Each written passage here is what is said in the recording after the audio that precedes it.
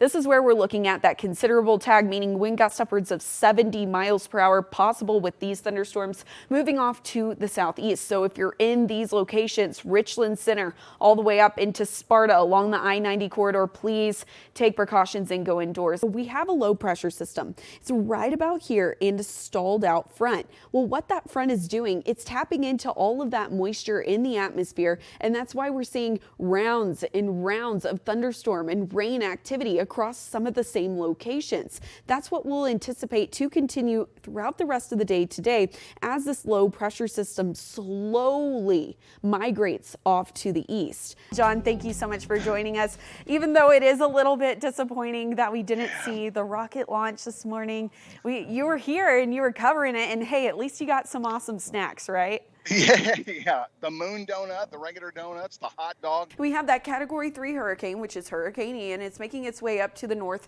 at about 12 miles per hour. Sustained winds, again, 125 miles per hour, making it a major hurricane, Category 3. It's likely to intensify throughout the day today and into our Wednesday time period, eventually becoming a Category 4 because it's going to tap into that more favorable environment for it to strengthen in the Gulf of Mexico. Now, as it continues to track up to the north, this is our cone of uncertainty, so we could see it track up a little bit further off to the west or a little bit further off to the east. But regardless, we're looking at that storm surge. We're looking at treacherous, even catastrophic conditions along the coastal region. So if you are under an emergency evacuation order, make sure you take that seriously and you go. Or if you know any friends or family that are in these locations, it's going to be a good idea that you check in with them.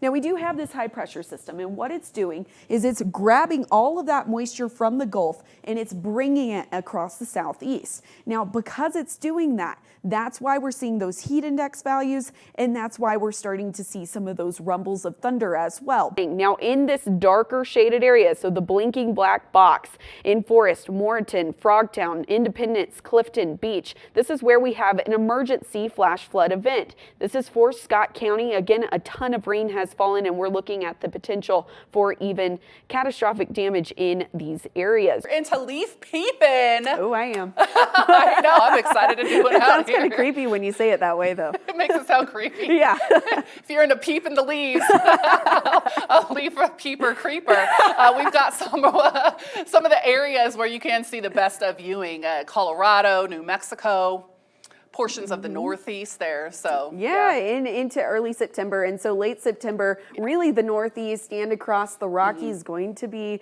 the best place for that leaf peep. If you're a leaf peep creep.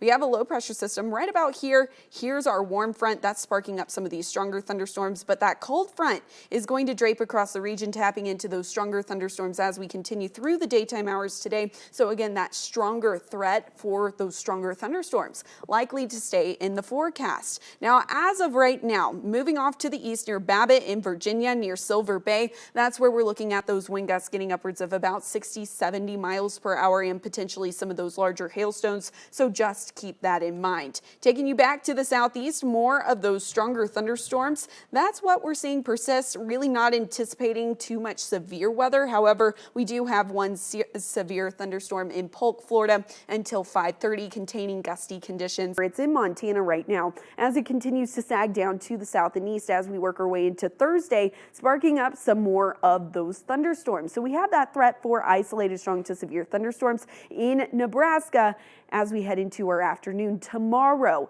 Wind and hail being the primary threat, and that's going to be really around lunchtime when we start to see those strongest thunderstorms start to flare up.